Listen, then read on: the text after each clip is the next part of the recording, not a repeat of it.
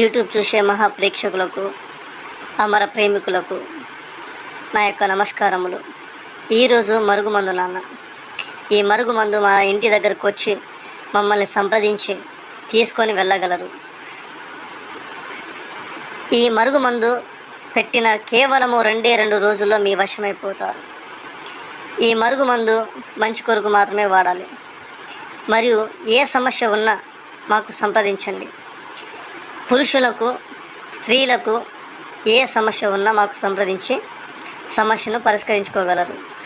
స్త్రీ వశీకరణము, పురుష వశీకరణము, కామ వశీకరణము, తాంత్రిక వశీకరణము, అఘోర వశీకరణము, మహాచండీ యాగము మరియు బాణామతి చిల్లంగి చేయబడును.